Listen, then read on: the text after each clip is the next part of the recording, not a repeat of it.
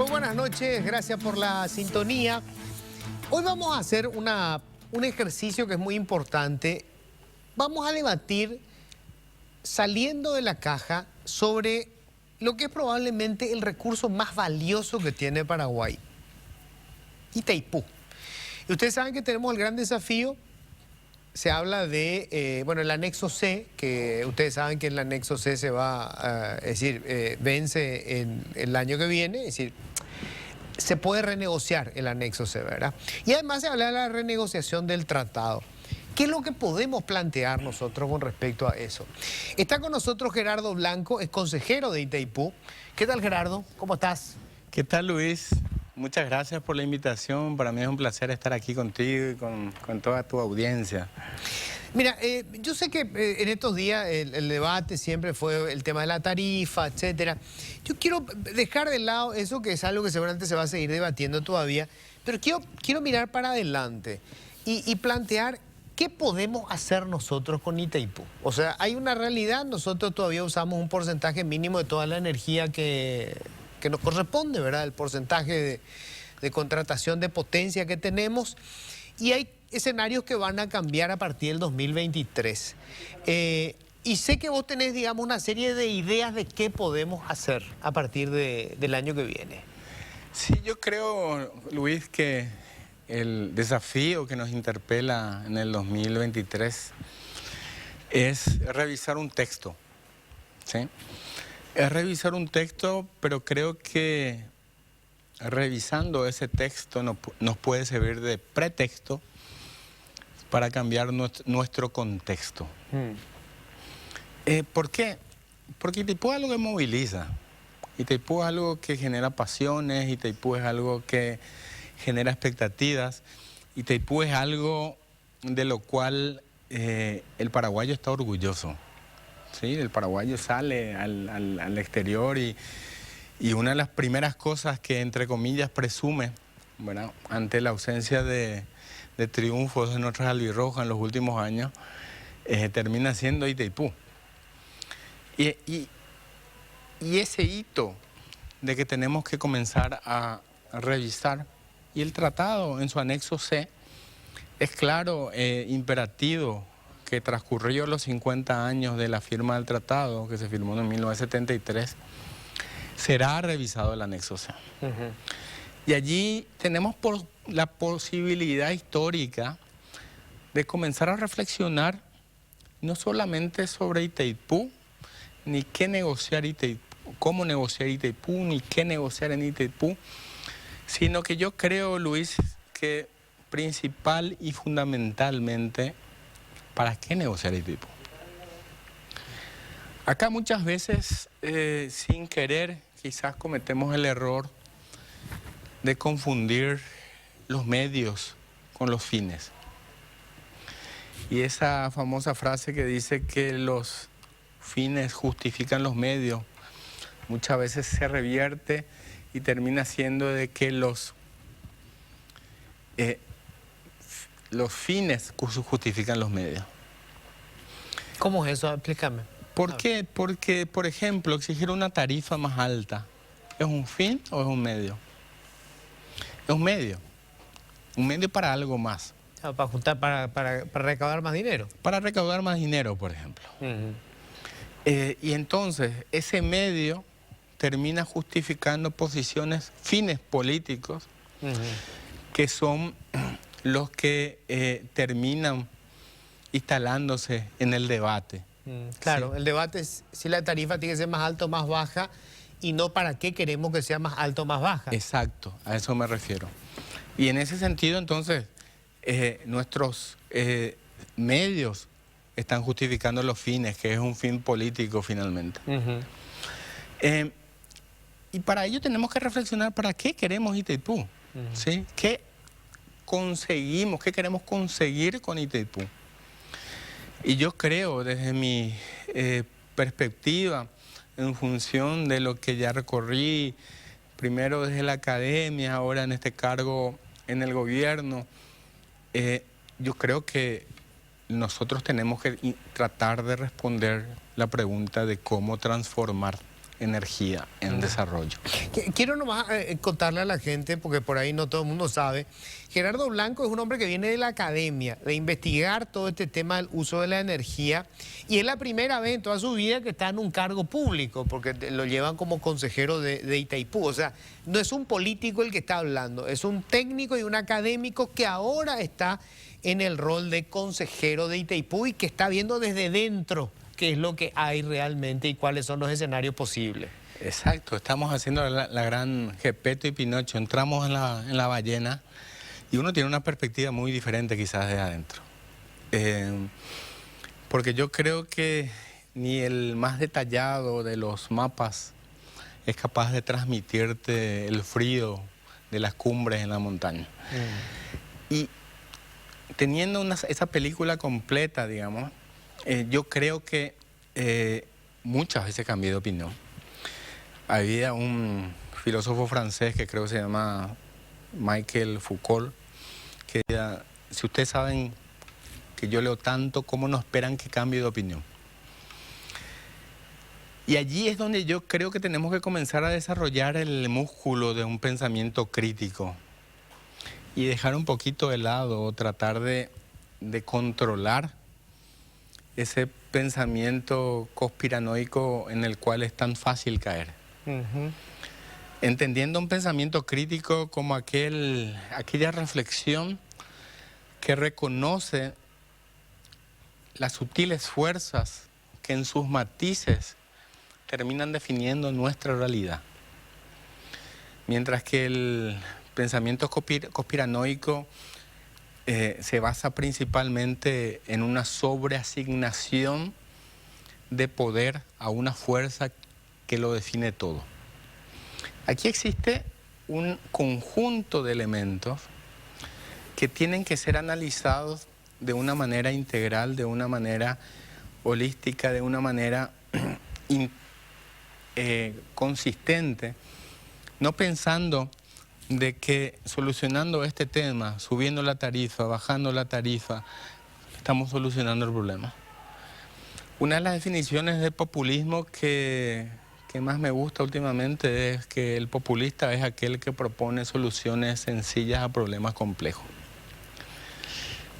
No tenemos que tener miedo de encarar el problema desde todas las aristas y dejando de lado muchas veces nuestros prejuicios y reconociendo a la vez nuestras limitaciones. Limitaciones que definen de cierta forma nuestra libertad de acción. Una libertad subjetiva que muchas veces se basa en el desconocimiento de las condiciones que nos definen, las condiciones previas que nos definen, y que limitan mucho nuestra libertad de... O sea, estamos hablando del margen de maniobra para negociar. O sea, nosotros estamos, Itaipú tenemos un socio poderoso, Brasil. No es el enemigo, es el socio. Es un socio que nosotros consideramos que ha sido el gran beneficiario hasta ahora.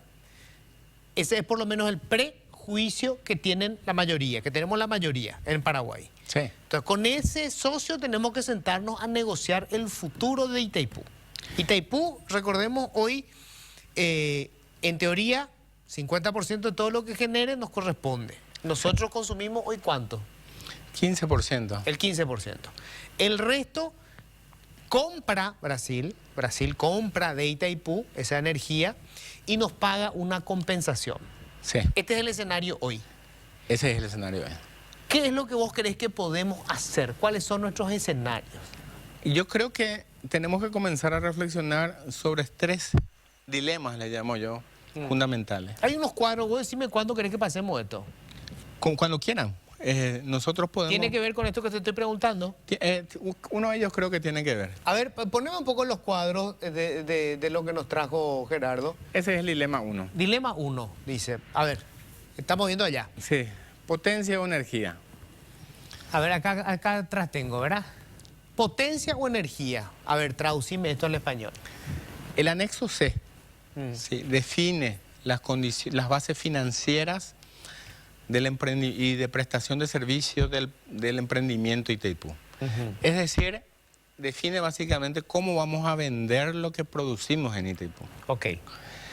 Hoy por hoy, Itaipú vende potencia. Y la pregunta que aparece en formato de dilema es, ¿vamos a continuar vendiendo potencia o vamos a comenzar vendiendo energía? El ejemplo que yo normalmente suelo utilizar para explicar este concepto que incluso para los ingenieros es difícil explicar. Imaginémonos que queremos desarrollar una panadería. Sí, la panadería más grande del mundo. Sí. O sea, que Itaipú sea una panadería. Sí, la panadería más grande del mundo y para ello necesitamos mucho capital. Entonces nos vamos a los bancos, nos vamos a los financistas y levantamos ese capital. Pero para que esos financistas nos faciliten ese crédito, nos piden una proyección de ingresos. ¿Cuántos pan vamos a vender? ¿Cuántos panes vamos? ¿Cómo van a ser nuestros ingresos? Sí. Entonces nosotros debemos proyectar nuestra producción, y no solamente nuestra producción, sino que la venta de panes, cuestión que es absolutamente externa a nosotros, porque nosotros no definimos, esa panadería no define la demanda de panes. Y también no sabemos cuánto pan va a vender. No, porque no sabemos, y aparte tienen que ser una proyección a largo plazo. En 50 años tenemos que definir, Claro. bueno... ¿Cómo sé yo en el año 12 cuánto pan se va a vender? Sí, porque pueden haber cambios coyunturales en el medio, puede haber, qué sé yo... Más gente, menos gente, cambió la dieta, dejó de comer pan. La gente comienza a preferir la chipa, Claro. la chipa conquista el mundo. Ok, Entonces no sabemos, o sea, es una presunción, es una proyección. ok. Y no solo eso, sino que tenemos que proyectar también el precio al que vamos a vender el pan, que va a depender del precio de mercado. Entonces, que es inclusive más volátil, ¿por qué? Porque en qué moneda, cuál va a ser la inflación, Claro. cuál va a ser el riesgo cambiario, etcétera, etcétera, etcétera. O sea, ese era el escenario cuando se planteó Itaipú. Sí, Ok.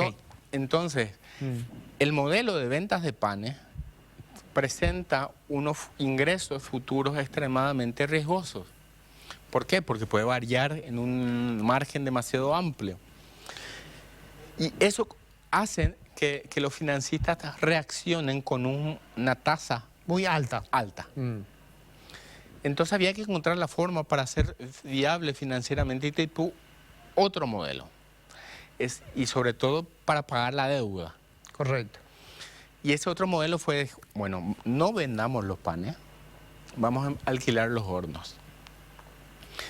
Al alquilar los hornos, en lugar de vender los panes, ¿qué estamos asegurando? Estamos asegurando que nosotros tenemos control del riesgo.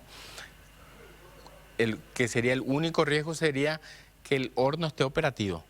Claro. Y el que alquila el horno se lleva todos los panes que produzca ese horno. Ese horno. Sea más o menos panes. Sean más o menos panes. Vos lo que hiciste es alquilar el horno. Sí. Eso es lo que ha pasado en Itaipú al contratar potencia. Se alquila la turbina Es como alquilar la turbina. en lugar de vender la energía que produce la turbina. Y el que ha alquilado casi todas las turbinas es Brasil. El que ha alquilado casi todas las turbinas de Brasil. Entonces, ¿con eso qué se consigue? Se consigue que los ingresos sean bastante seguros. Y previsible, digamos, cuánto va a ser. Exacto. Y con lo que se consigue una tasa razonable que viabiliza financieramente el proyecto. Ok. Hasta el momento esto fue así. Por eso se decidió principalmente el modelo de alquilar potencia en lugar de vender energía. Pero eso era para garantizar el pago de la deuda. Para garantizar el pago de la deuda. La deuda se paga todo el año que viene. La deuda se paga todo el año que viene. Entonces ahí en donde vos la pregunta es, ¿qué hacemos? ¿Seguimos alquilando potencia o directamente vendemos energía? ¿Seguimos alquilando el horno o entramos en el negocio de venta de panes? ¿Sí? Y allí debemos comenzar a evaluar los pros y los contras de ambas estrategias o ambas alternativas.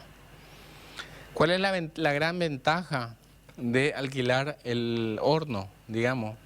Es que Itaipú garantiza los ingresos, independientemente si hay agua, independientemente si el mercado eléctrico brasileño y paraguayo tienen demanda suficiente. Claro, vos me alquilaste este horno. Si se hace 10 panes o 1000 panes, ya es otra historia. Ya es otra historia. Claro, Ese es un riesgo, garantizado. ese es un riesgo tuyo. Ok. Ahora, el problema para Paraguay, o sea, la ventaja de la potencia es esa, garantizamos ingresos. Ok. ¿Cuál es la ventaja, cuál es el problema de alquilar potencia?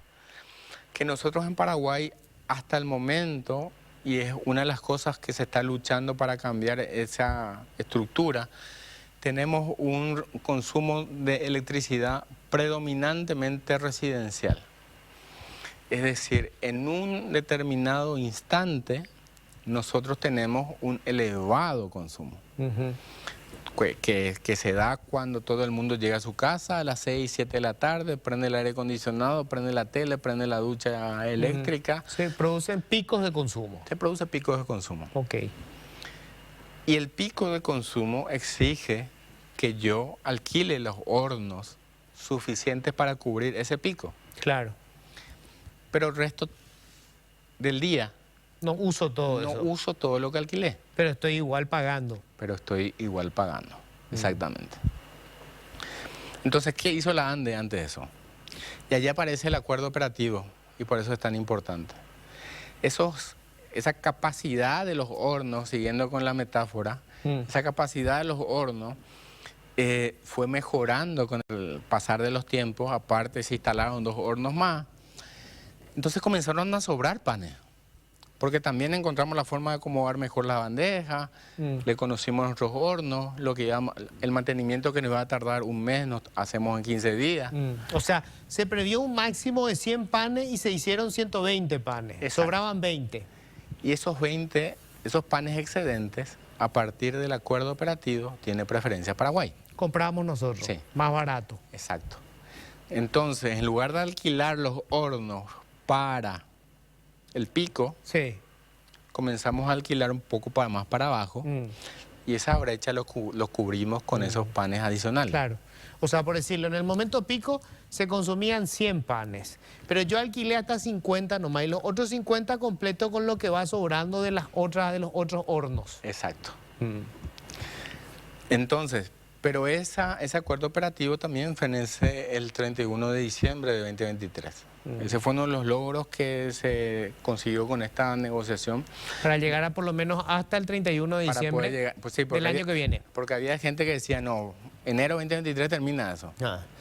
O sea, vamos a poder seguir usando esos excedentes hasta finales del año próximo. Sí. Después hay que renegociar la cosa. Exacto. Y allí entonces podría darse el escenario donde la ANDE tenga que contratar más. ¿Verdad? O sea que por más que hornos, digamos. Más hornos. Por más que baje la tarifa, sí, igual la potencia va a incrementarse. Cosa que ya se está incrementando de por sí gracias a las obras de inversión que se están haciendo y la previsión de ingreso de nuevas industrias. Ahora, Gerardo, ¿por qué en ese campo, o sea, vos decías, ¿qué nos conviene más? ¿Que se venda la energía o que se venda la potencia? Y allá estamos haciendo el análisis de la potencia. Ahora vayamos a lo de la energía. La energía, ok. La energía, ¿cuál es el problema? Y el problema principal es que no tenemos garantizados los ingresos para Itaipú. ¿Por qué? Porque Itaipú va a recibir pagos en función de la demanda eléctrica, en función de la disponibilidad de agua, en función de las instalaciones de transmisión. Por ejemplo, si cae una línea y Itaipú no puede inyectar, no va a vender energía. No vende, claro. No vende. O sea, ese riesgo de mercado, digamos, lo va a asimilar Itaipú en esa situación. Y desde ese punto de vista, y sobre todo entendiendo de que en 10 años más o menos, Paraguay ya va a tener que alquilar todos sus hornos, ¿sí? En 10 años. En 10 años. Vamos a necesitar el 100% de lo que produce Itaipú. Exacto. Y en ese caso, nosotros vamos a terminar pagando toda la tarifa de Itaipú. ¿Sí? De nuestra parte. Este gráfico que se está viendo acá. A ver, poneme el siguiente. Este es. ¿Puedes poner uno antes? A ver, uno anterior. Ahí está. Ahí tenés Paraguay con superávit todavía. Ajá. O sea, esto es así, a ver. Eso es esto es lo que Itaipú paga. El ¿verdad? desglose de todos los componentes que definen la tarifa de Itaipú. Ajá. Los componentes que definen la tarifa de Itaipú son las utilidades, los royalties, los resarcimientos, los gastos de explotación. Esto es lo que paga Itaipú. Eso es lo que le pagan a Itaipú. Lo que le pagan a Itaipú. ¿Ande le paga a Itaipú? Sí, en proporción, utilidades, royalties, resarcimientos, gastos de explotación. Electrobras, que ahora es en par, también. Acá estamos haciendo el análisis solamente de la energía paraguaya. Le paga utilidades, royalties, resarcimientos, gastos de explotación y compensación también. O sea, todos estos elementos se incluyen para fijar el precio de la tarifa. Exacto. O sea, la tarifa que paga ANDE incluye el costo de royalty, los resarcimientos y los gastos de explotación. Podríamos ir una anterior. A ver, una antes. ¿Podemos ir uno atrás? O dos antes. Ahí está el horno que ya hablamos. Sí, lo que estamos hablando. Y uno antes. Uno más, esto. Ahí está. Ahí tenemos el anexo C que te dice, sumás todos esos conceptos, tenés el costo de servicio de electricidad. Ese costo de servicio de electricidad lo dividís entre la suma de potencias mensuales y tenés la tarifa. Ok. Sí, o sea, esta es la receta de la tarifa de Itaipú, digamos. ¿Cómo se fija el precio? ¿Cómo se fija el precio? Ok. Volvemos a la Vamos al siguiente. Anterior. Claro. Vamos al siguiente. Esta. Y aquí entonces vemos que la ANDE paga parte de las utilidades porque no contrata todavía todos nuestros hornos. Entonces parte de nuestros hornos, las utilidades todavía la paga Brasil. Ok. Itaipú junta todos esos ingresos y los transfiere a Paraguay. Sí. Paraguay de vuelta reparte esos ingresos yendo las utilidades y los resarcimientos a la ANDE. Ajá. Los royalties van a municipalidades y a Hacienda. Sí. Y la compensación va a FONACIDE. Ok. Esto es en el escenario cuando Paraguay no contrata todavía todos sus hornos. Todo, sí. O sea, una parte del dinero que recibe Paraguay Viene todavía. viene de Brasil. Exacto. Ok. O sea, de Electrobras, que compra parte de la energía que en teoría nos corresponde. Exacto. Ok. Siguiente. A ver el siguiente cuadro. Aquí es cuando ya contratamos todo nosotros. Cuando toda la energía que nos corresponde la compremos nosotros. Sí. Entonces, nosotros vamos a pagar todos los royalties que van a Paraguay. O sea, ANDE va a tener que pagar. Y nosotros a ANDE. Claro, y nosotros, o sea, en realidad, el consumidor de la electricidad va a pagar todo eso. Gastos de explotación, resarcimiento, royalty y utilidades. Sí. E Itaipú le va a remesar otra vez eso a Paraguay. Exacto. Utilidades, royalty, resarcimiento, compensación. Exacto. A la ANDE le va a pagar utilidades y resarcimiento y va a ir a royalties, municipalidades, Hacienda y compensación a FONACIDE. Exacto. O sea, el dinero, esto es lo que se llama el cuero, va a salir de la misma correa. Y es más, fíjate, la ANDE se va a autopagar utilidades y resarcimiento. Claro. La ANDE se va a autopagar utilidades y resarcimiento. Y como vamos a alquilar todos los hornos, pero no le vamos a poder quitar todo el jugo todavía, parte de esos panes que nosotros no vamos a poder aprovechar todavía van a seguir yendo a Brasil. Y Brasil va a pagar compensación. O sea, acá nos conviene que la tarifa sea baja.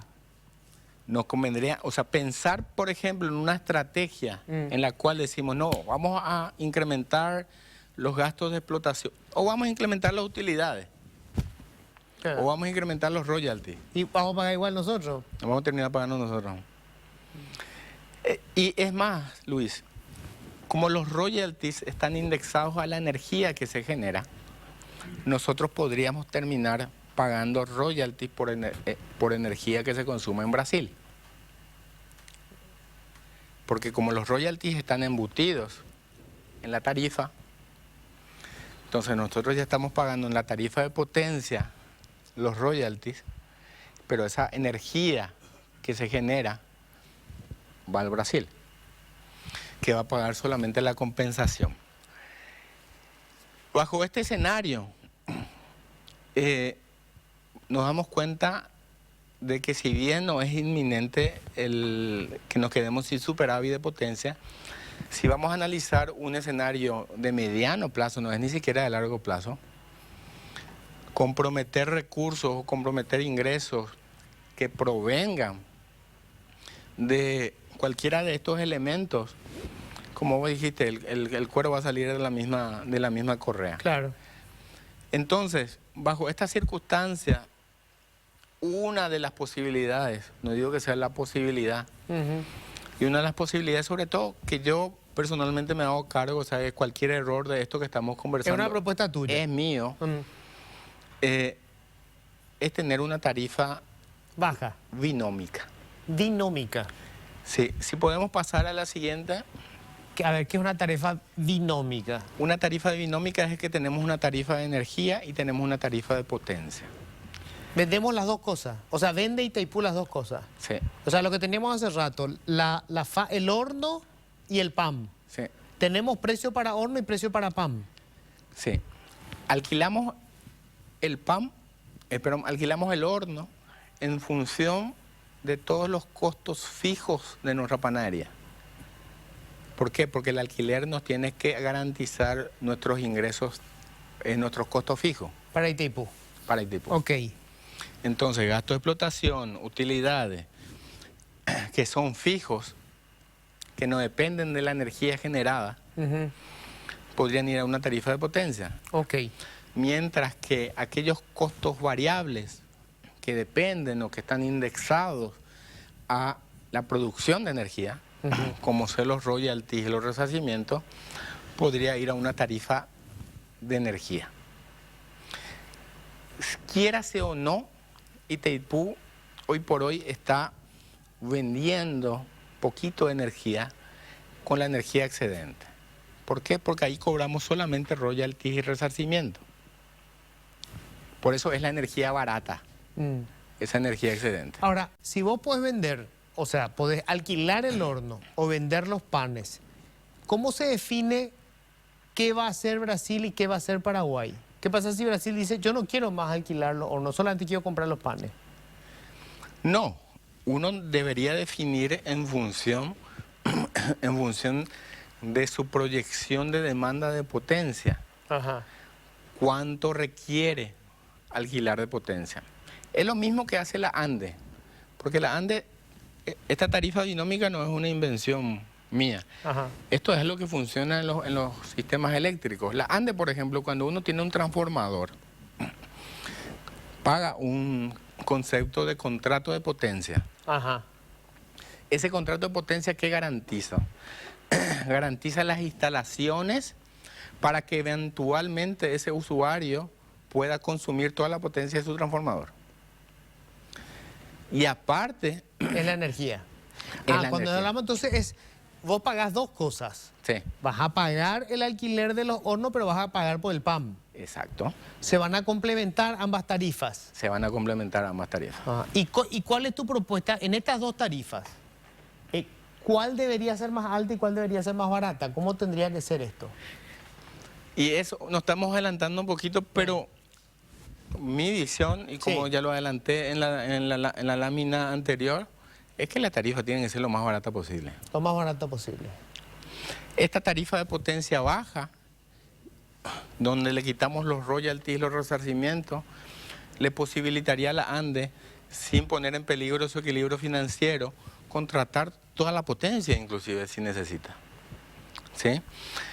Y también nos permitiría que los royalties y los resarcimientos paguen efectivamente quien consume la energía. Si pasamos al siguiente... O sea, para decirlo así, vamos a suponer que Paraguay contrata, esto es un escenario hipotético, ¿verdad? Alquilamos, digamos, la mitad de los hornos y la otra mitad Brasil. O sea, ahí estamos pagando nosotros por el alquiler de los hornos igual que Brasil. Pero al final nosotros no usamos no compramos todos los panes. Compramos la mitad de los panes que producen todos esos hornos que alquilamos. Brasil compra todos los panes de sus hornos, pero además se compran los panes de nuestros hornos. Entonces, ellos van a estar pagando esos componentes que tienen esa tarifa. Claro, bajo este modelo, bajo el enfoque binómico, inclusive Paraguay sin superávit, Brasil continuará pagando royalties y resarcimiento por la energía que efectivamente Compra, ya, consume. consume, claro, claro. Y va a pagar, digamos, los costos fijos por la infraestructura que compromete. Claro. ¿Por qué? Porque, Uno es el alquiler de los hornos y el otro es comprar el pan efectivamente. sí. Si Brasil o Paraguay dice, yo necesito 9.000 megavatios, ¿verdad? En el momento de mi más elevado consumo, yo me comprometo a pagar por el mantenimiento de esos 9.000 megavatios. Sí, y esa es la idea, o sea, la filosofía de la tarifa de potencia. Yo que requiero en algún momento del año, en algún momento del día, en algún momento de la semana, esas instalaciones de potencia disponibles, yo me tengo que hacer cargo de que eso esté bien mantenido, que exista una actualización tecnológica, que exista una operación eficiente, y por eso es, y ahí radica la justicia, ¿verdad? Yo pago por la instalación que yo requiero y adicionalmente yo pago por la energía que yo consumo. Y adicionalmente paga la compensación. ¿Cuál sería la ventaja para Brasil en esto? Porque obviamente esto tiene que ser ganar, ganar. Para que Brasil acepte, tiene que ser buen negocio para Brasil también. Sí, no, y la principal ventaja para Brasil con esto es que la tarifa baja importantemente. Y quizás podamos seguir adelante. A ver, poneme el siguiente, por favor. Porque ahí viene el siguiente dilema. ¿Tarifa baja o renta financiera? Y ahí... O sea, porque acá, cuando hablamos de renta financiera, que esta es una discusión permanente. Algunos creen que lo importante es qué plata le sacamos ahora a Itaipú. O sea, cuando se discutió el tema de la tarifa incluso, ¿verdad? Que ya se pagó parte de la deuda. El dinero que era para pagar la deuda, como ya no hay parte de la deuda, repartimos mitad y mitad. O sea, es sacar plata. La pregunta es, ¿tenemos que negociar para sacar más plata o tenemos que negociar para tener una energía más barata que usemos? ¿Es eso? Eso. Tarifa baja o renta financiera. Ok. Siguiente. Y el hecho es que Paraguay requiere recursos financieros. Sí, necesitamos plata. Y también necesitamos un costo competitivo para consumir nuestra energía en industrias que se desarrollan en el país. ¿Sabes? Necesitamos las dos cosas. Siguiente. A ver. Y entonces acá yo hago uso de un ejercicio mental que le llamo las dos Itaipú. Imaginémonos que Itaipú le ponemos ruedita y separamos y tenemos Itaipú Paraguay y Itaipú Brasil. Ok. Y podemos tener precios diferentes en las dos. ¿Sí? Cada quien, Paraguay define el precio de Itaipú Paraguay, Brasil define el precio de Itaipú Brasil. ¿Cómo le conviene a Paraguay que sea la tarifa de la energía en Itaipú Paraguay? Y pongamos 3 escalones, alto, medio, bajo. ¿Cuáles son las opciones de uso que tenemos? Usar internamente o vender. ¿Sí? Sí. Y para ambos casos, lo que nos conviene es que la tarifa de Itaipú Paraguay sea barata. ¿Por qué? Porque si vamos a usar, necesitamos que nuestro país tenga un costo competitivo de energía. Si vamos a consumir acá, sí, necesitamos que sea barato. Y si vamos a vender, nosotros necesitamos comprar primero para después vender. Claro. Y cuando compramos, necesitamos que sea lo más barato posible como para maximizar nuestro renta. margen Claro. al momento de vender. Claro.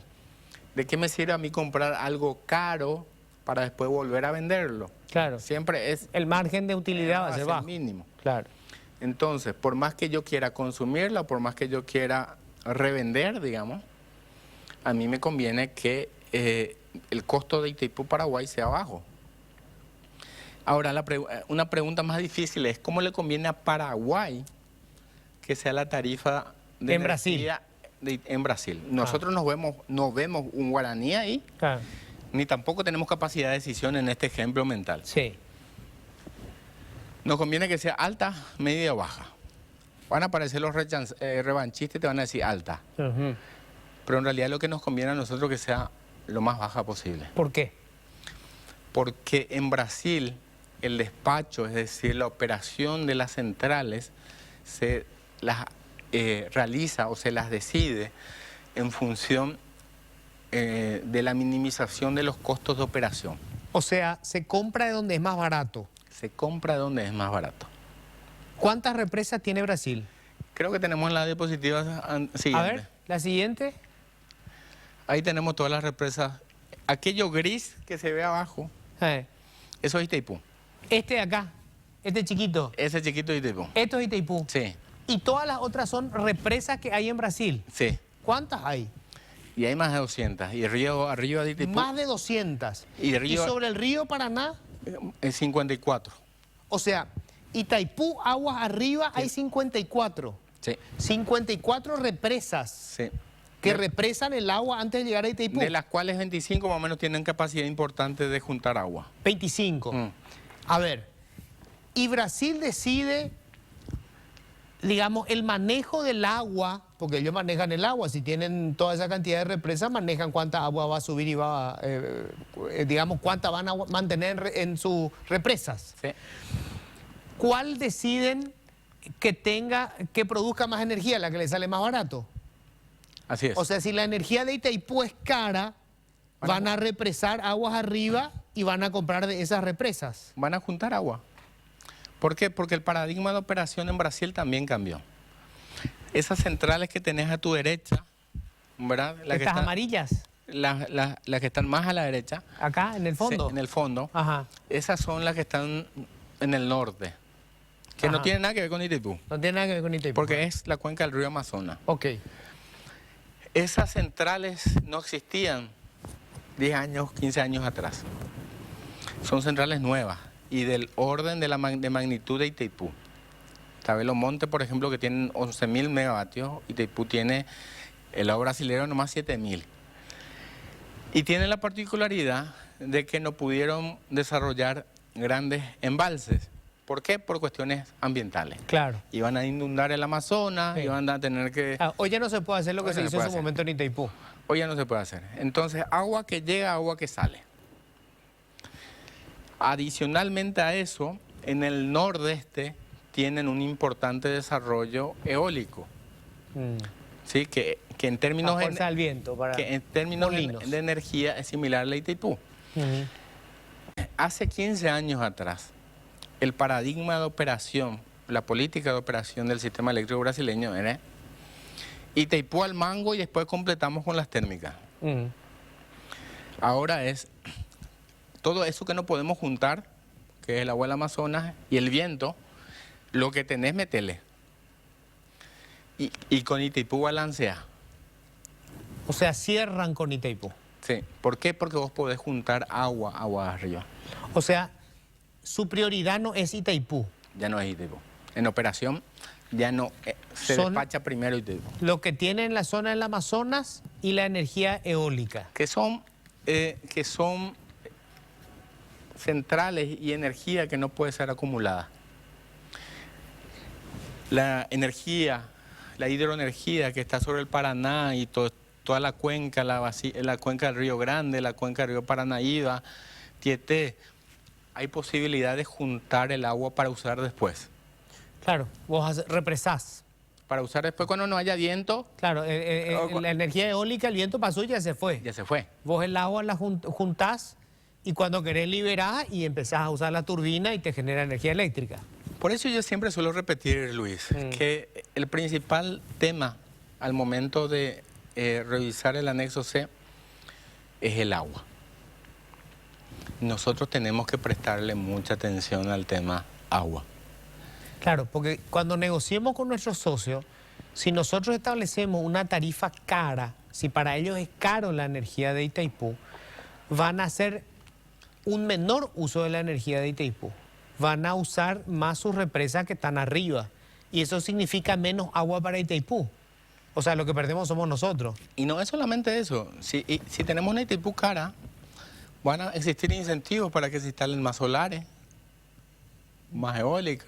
En Brasil. En Brasil. Sí, porque, digamos, el límite o la referencia es alta. ¿Sí?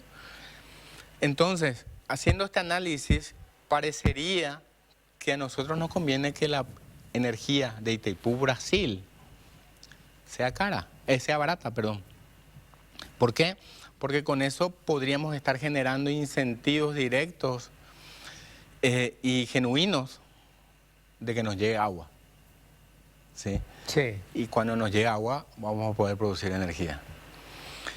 Y desde ese punto de vista entonces yo creo que tenemos que fijarnos, porque la pregunta, recordemos, es tarifa baja o renta. ¿De dónde podemos quitar la renta entonces? Si no podemos tocar ninguno de los componentes del anexo C que elevaría la tarifa de Itaipú, ni del lado paraguayo ni del lado brasileño. ¿Y cuál es el único componente que no está en la tarifa de Itaipú Paraguay ni no está en la tarifa de Itaipú Brasil? Es la compensación por cesión de energía. Esa compensación por cesión de energía, creo yo, que va a ser el principal punto, el principal elemento de negociación, pretendiendo capturar esa renta financiera que todos estamos esperando. ¿Y eso se puede elevar? Es decir, ¿podemos en esa negociación conseguir que nos pague mejor Brasil en compensación por cesión de energía? Yo creo que corresponde que nos paguen mejor. Corresponde que nos paguen mejor. O sea, es mejor negocio, por ponerlo así, mejorar la compensación que tener digamos, la posibilidad de vender directamente nuestra energía al mercado brasileño. Y ese es el tercer dilema. ¿Te adelantaste, Luis? Me adelanté. Sí. Tengo que hacer la pausa y vamos a hablar entonces de eso. Yo sé que el tema es difícil de masticarlo, pero es muy importante entender todo el proceso. Fíjense que nunca hablamos de esto, el tema del agua.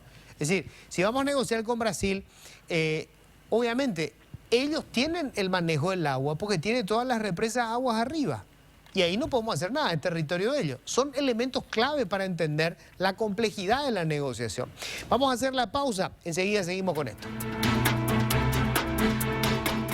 Bueno, a ver, un repaso rápido de lo que estuvimos hablando hasta ahora con Gerardo Blanco, consejero de Itaipú, ¿verdad? Los dilemas sobre el tema Itaipú, renegociación del tratado o del anexo C, ¿verdad? Primero, si conviene seguir vendiendo potencia o energía. Es decir, alquilamos las usinas, quiero decir yo siempre, ¿cómo era? Turbina. Las turbinas, alquilamos la turbina o compramos directamente la energía que se genera. Lo segundo, la tarifa. ¿Nos conviene ganar plata con la tarifa o que la tarifa sea baja? Y tenemos ahora el escenario C, el dilema 3. ¿Compensación por cesión de energía o venta a precio de mercado? Que es lo que yo te preguntaba. Es justamente lo que te estabas adelantando. Porque decíamos que bajo la premisa del análisis que realizamos hace un instante, de que a Paraguay, tanto a Paraguay como a Brasil, le conviene que su energía sea barata. Sí.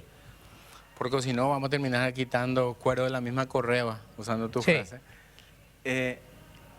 Nos dimos cuenta de que los ingresos adicionales que podamos alcanzar o capturar a partir de la revisión del anexo C deberían provenir de la compensación. Pero hay gente que dice también, no, olvidémonos de la compensación, vendamos. ¿Sí? Y ahí aparece entonces el tercer dilema, que es compensación o venta. Sí.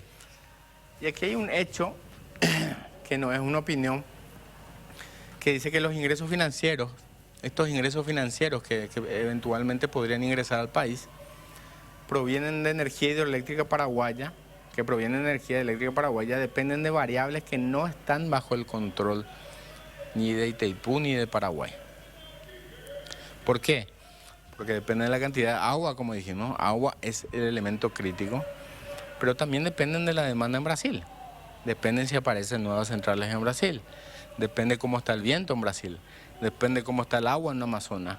Depende cómo están las líneas de transmisión. O sea, dependen de un sinnúmero de elementos que son estas fuerzas sutiles que en sus matices definen nuestra realidad, que no están bajo nuestro control. Entonces tenemos que hacer un análisis desde esa perspectiva también. No pensar que simplemente ajustando el precio nosotros vamos a ser capaces de asegurar los ingresos. ¿Y a terceros? Y a terceros, y las opciones que tenemos son Argentina, ¿verdad? Que Argentina tiene un mercado especificado con las volatilidades que significa.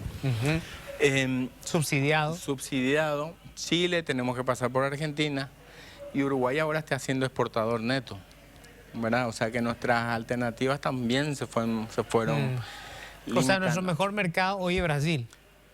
Yo diría que nuestro mejor mercado es Paraguay.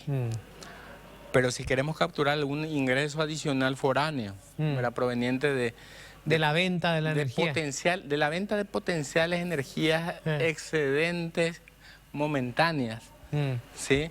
Es Brasil. Es Brasil. Aparte ya tenemos la instalación Hecha. hecha. Pero es un mercado donde no hay un solo precio y donde además no sabemos si habrá o no demanda, porque depende de lo que genere su energía eólica, Exacto. y lo que pase en el Amazonas, etcétera. Y ahí podemos pasar a la siguiente. A ver, diapositiva. siguiente, por favor. Entonces, yo creo que lo importante y lo que me gustaría dejar como una suerte de idea, ¿verdad? Es que comencemos a discutir sobre el ingreso, no sobre el precio. Lo que a Paraguay le debería interesar realmente dentro de este proceso es asegurar no un precio de su energía más elevado, sino que un ingreso al país más elevado. Y el ingreso tiene dos componentes, precio y cantidad, ¿sí? Y el precio, como bien dijiste, depende de varias variables. Depende si llueve o no llueve en el norte, depende del aleteo de las mariposas en el nordeste, y tenemos que tener en cuenta eso. Si pasamos al siguiente, vamos a ver Uno más. cómo varía el precio en el mercado brasileño. Este es el precio de la energía. Ese es el precio de la energía. En el corto plazo, Entre mayo, el 3 de mayo y el 17 de mayo. 2003-2017. 2003-2017. Y vemos cómo es bastante volátil. Sí. O sea, lo que hoy puede ser caro, mañana puede ser muy barato. Entonces, teniendo esto en mente, yo creo que el gran desafío es diseñar una estrategia que nos permita maximizar nuestros ingresos. Y para eso yo creo que tenemos que comenzar a pensar fuera de la caja. Si pasamos al siguiente, A ver. vamos a poder ver, este es el patrón de riesgo, digamos, que se da cuando tenemos una compensación fija. Si tenemos una compensación fija, cuando el precio de mercado es por encima de nuestra compensación fija, nosotros lo que estamos vendiendo, Sí. estamos perdiendo. Claro. Ahora, cuando se da lo inverso, cuando el precio de mercado está por debajo, Nosotros ganamos. nosotros ganamos. Claro. Entonces, tenemos dos regiones de riesgo. Cuando vendemos a precio de mercado, nosotros seguimos esa curva verde, Claro. que es el siguiente gráfico. Entonces, cuando nosotros, ahí tenemos el escenario de compensación fija y el escenario de venta. Sí. Y lo que yo creo que sería interesante empezar a evaluar, de vuelta, al más puro estilo de Aristóteles, buscar un justo medio. ¿Cómo podemos mezclar estos dos? Y para mezclar estos dos, el siguiente, podemos plantear Uno más. uno más, escenarios donde nosotros podamos tener una opción de venta o una opción de compra, donde ponemos un piso a la compensación que después puede estar indexado el precio de mercado, o una opción de compra donde ponemos un techo a la inversión y posteriormente puede estar indexado el precio de mercado. O lo que es inclusive más interesante, si ponemos el siguiente, Uno más. y ahí limitamos esas zonas de riesgo y definimos quién está tomando los riesgos, si el comprador o el vendedor. Uno más, A ver, un cuadro más. Entonces tener una opción compra-venta. Es decir, negociar de manera a tener un piso y un techo y un trecho en el cual nuestra compensación siga el precio de mercado. La compensación variable. Una compensación variable. Y con esto, ¿qué estaríamos teniendo o qué estaríamos conquistando? Una mayor estabilidad de ingreso. ¿Por qué? Porque en la región donde el precio está bajo, donde estamos ahí alrededor del piso, implica que probablemente exista mucha agua en Brasil. Porque si el precio en Brasil está bajo, Sí. Dice que hay mucha producción de energía. significa que las térmicas no están funcionando. Si las térmicas no están funcionando, significa que hay mucha agua. Sí. y entonces probablemente vamos a tener mayor cantidad. Menor precio, mayor cantidad. Nuestro ingreso se nivela. Claro. Igualmente, cuando estamos en la zona de precios elevados, ¿sí?, es probable que tengamos poca agua en Brasil y que estén operando las térmicas. Entonces, en ese caso vamos a tener un precio más elevado, pero vamos a vender menos. Pero una cantidad más baja. Claro. Y de vuelta nivelamos nuestro ingreso. Y yo creo que desde el punto de vista de negociación, inclusive, es mucho más sencillo en lugar de negociar un punto fijo, negociar un margen, ¿sí? Y esto es algo que se aplica también en el mercado eléctrico brasileño, donde hay precios mínimos y precios máximos. O sea, es con lo cual ellos también están familiarizados y con lo cual nosotros también podríamos quitar provecho y hacer competitiva nuestra energía garantizando que llegue el agua. E inclusive, si me dicen, ¿sabes qué? Para indexar no debería ser el precio de mercado brasileño. Inclusive a mí me gustaría más que sea el caudal que llegue a Itaipú. Cuando llega poco caudal, la compensación es alta. Cuando llega bajo caudal la compensación es alta, y cuando llega más caudal la compensación es baja. Porque con eso estamos nivelando el ingreso, que yo creo que es lo importante. Y con estas reflexiones, Luis, lo que a mí me gustaría dejar más allá y no me gustaría que tu teleaudiencia se quede con la idea de que esta es la solución ni que esta es la estrategia. Sí, es un planteamiento que hace.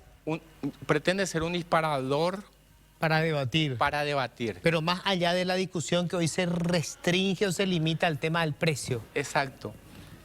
Aquí la revisión del anexo, imaginémonos que el anexo C es el menú de un restaurante. Aquí tenemos que tener la creatividad y la audacia suficiente como para que cuando nos sentemos a negociar, no nos ponamos a discutir solamente los precios de las comidas que están en el menú. Pongámonos a discutir qué va a estar y qué no va a estar en el menú.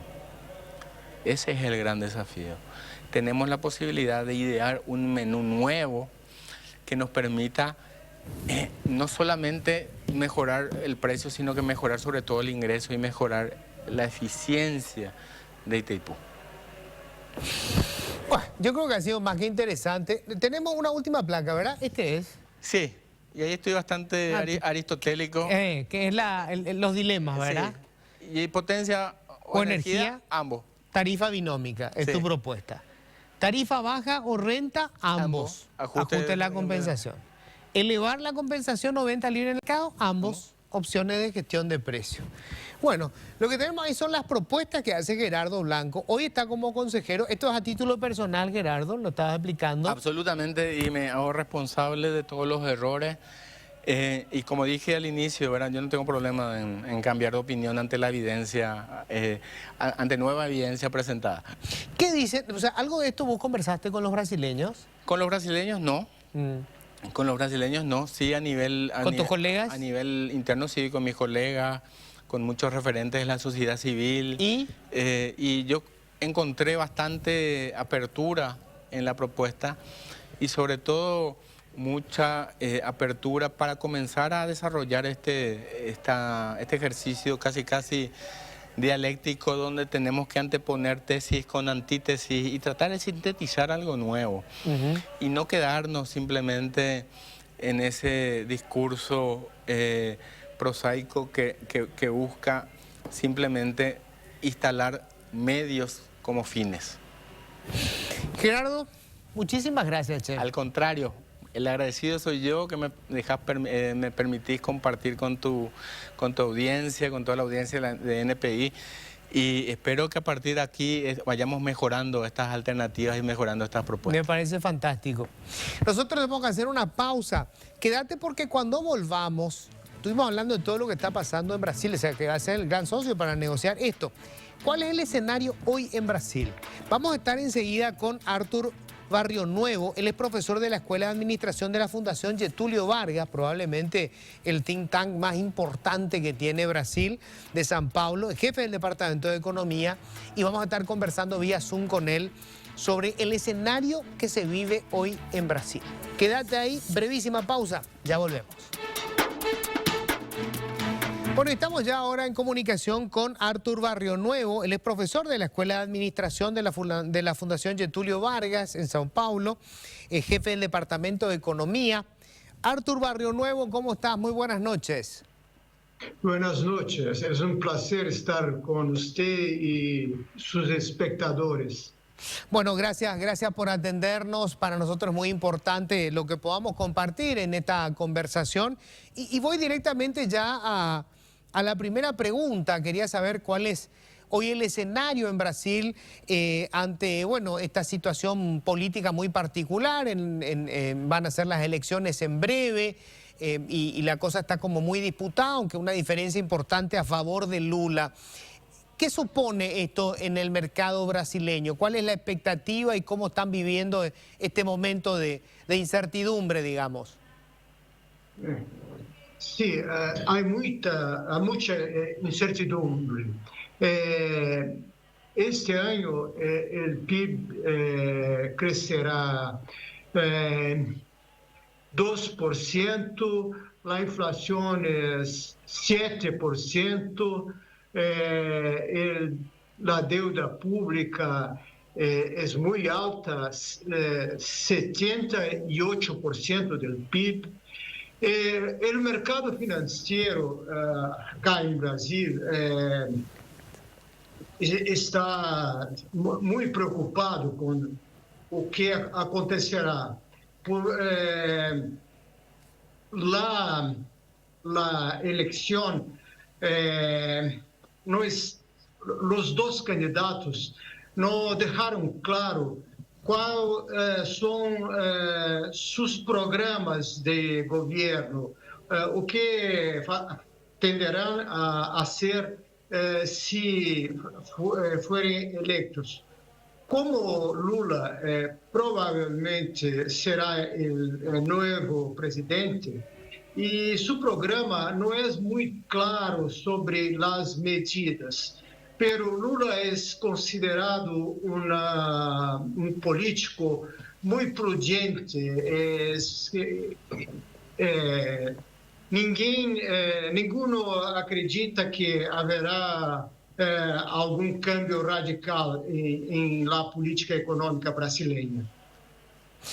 ¿Cuáles son los desafíos más importantes con los que eventualmente se va a encontrar el presidente Lula, si es que vuelve otra vez a la presidencia? El mayor problema económico de Brasil es el problema fiscal. Porque muchas despesas, por ejemplo, los ingresos de los funcionarios públicos,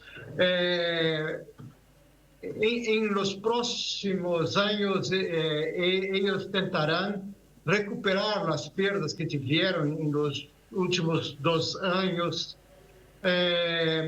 Y la situación fiscal, con la falta de crecimiento económico, entonces los ingresos del gobierno están perjudicados.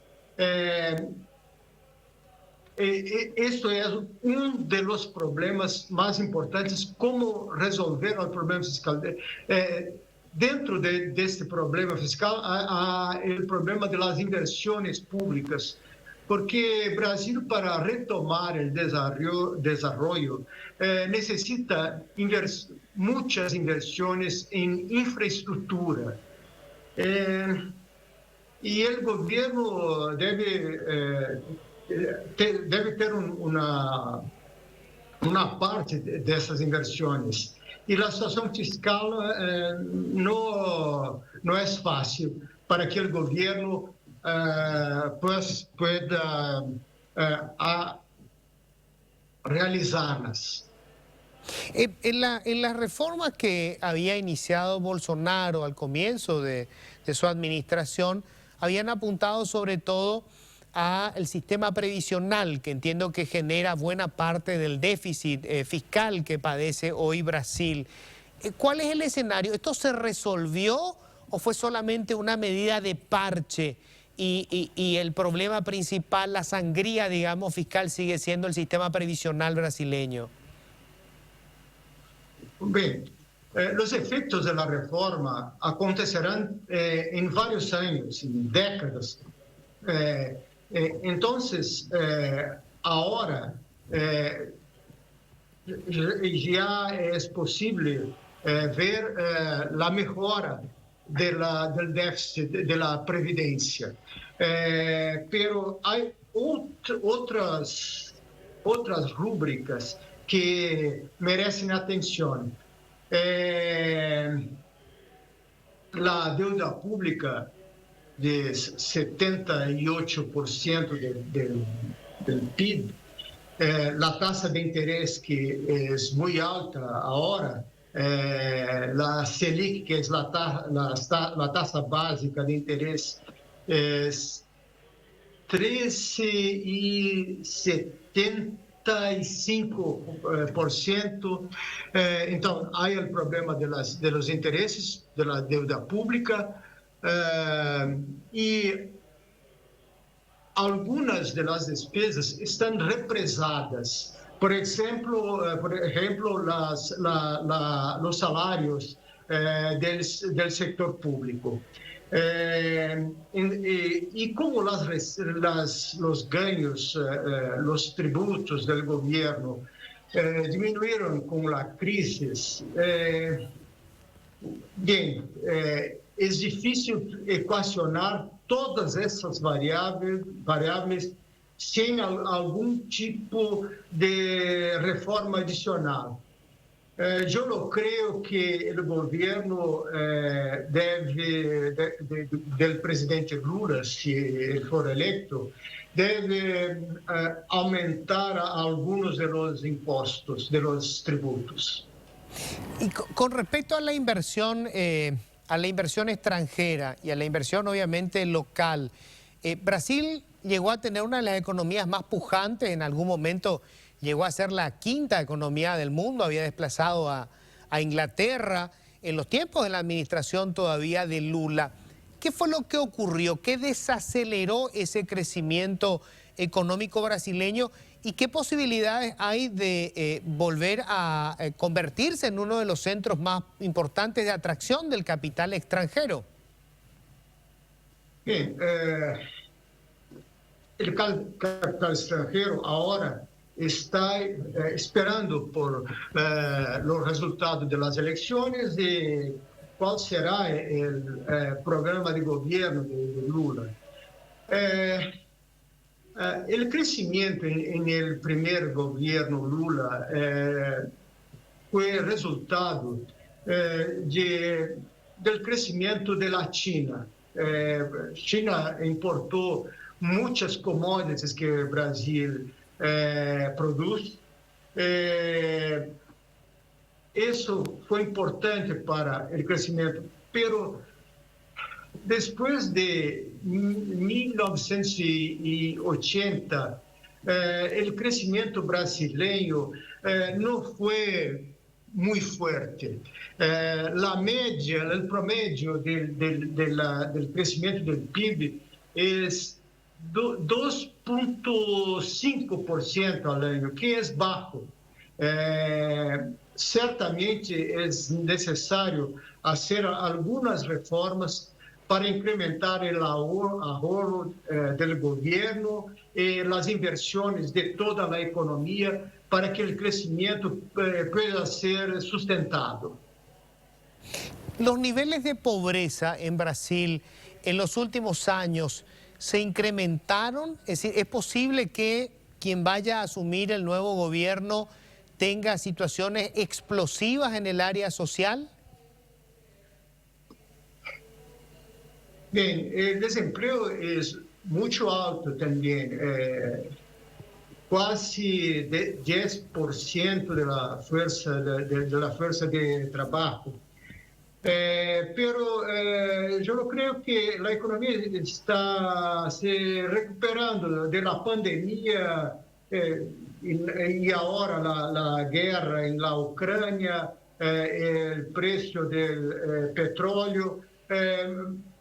Mesmo com todos esses problemas, eu não creio que a economia brasileira, nos próximos 3 ou 4 anos, deve ter algum crescimento.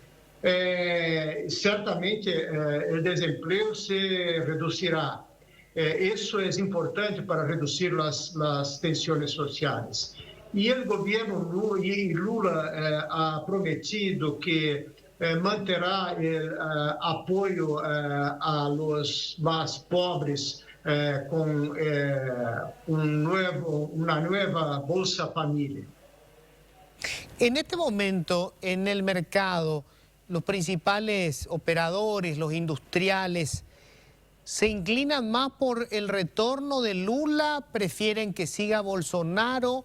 ¿Cuáles son las posiciones, si es posible hablar de eso? Eu creio que o país está muito dividido. Há empresários que apoiam Bolsonaro, pero não creio que sejam a maioria. No mercado financeiro é possível que Bolsonaro tenha mais apoio. Mas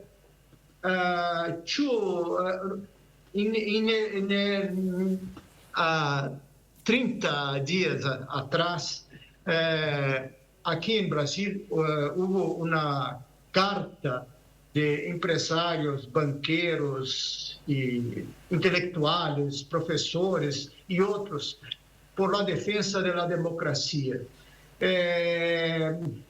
E empresários muito importantes apoiaram esta carta. Isso é um sinal que as elites brasileiras são mais receptíveis a um novo governo Lula.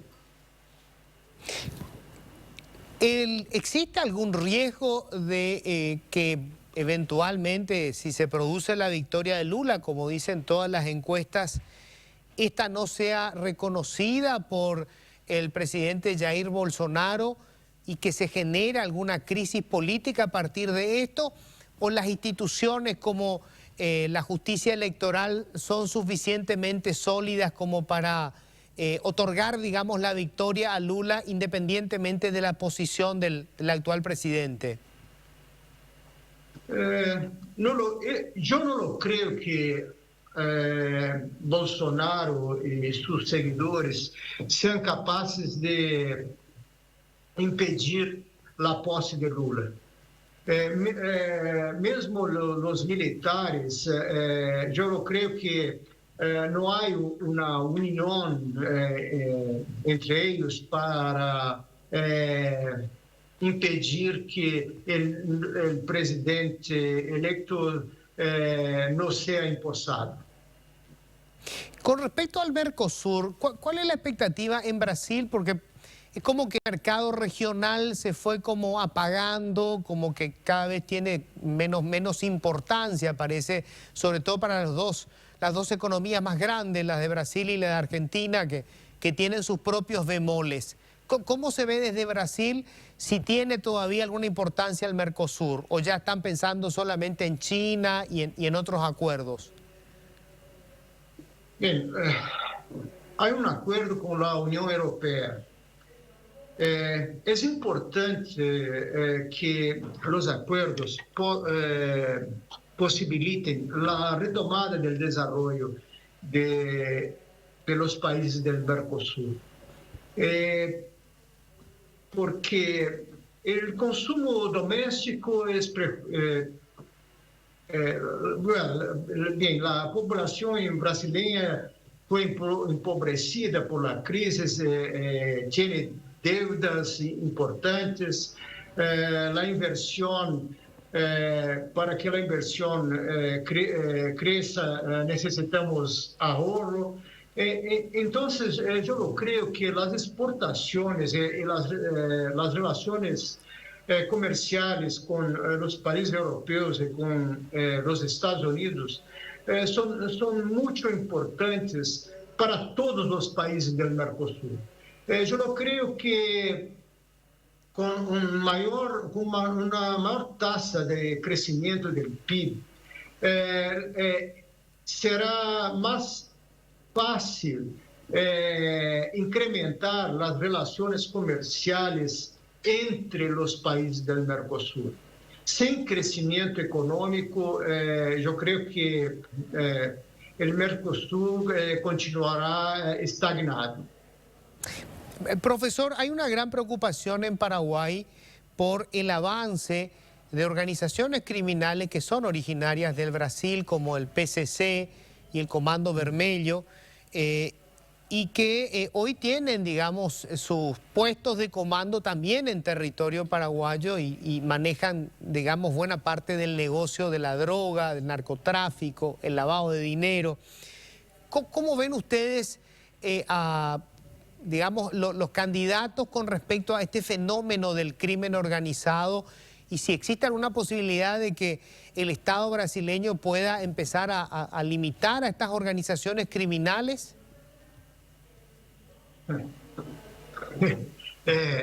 Este es un gran problema en Brasil.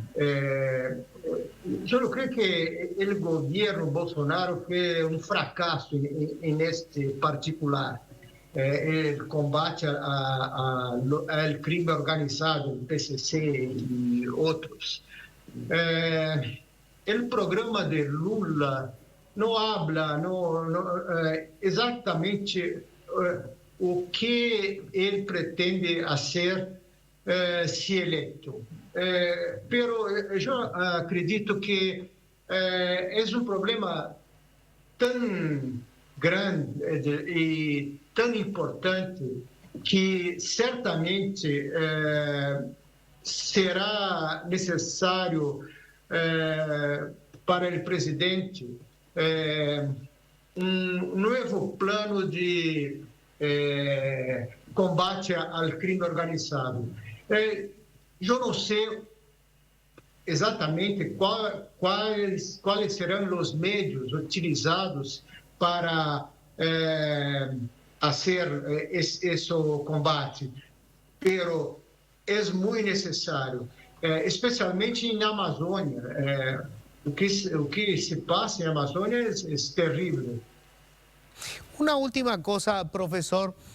Después del escándalo que en su momento dejó fuera a Dilma Rousseff, el proceso judicial que se le siguió al presidente Lula sobre los hechos de corrupción o presuntos hechos de corrupción, el escándalo de Brecht, ¿cómo está hoy? ¿Cuál es la imagen del poder judicial en Brasil? Porque obviamente mucho del crecimiento económico depende de la solidez de las instituciones y el Poder Judicial pasa a ser, digamos, el más importante.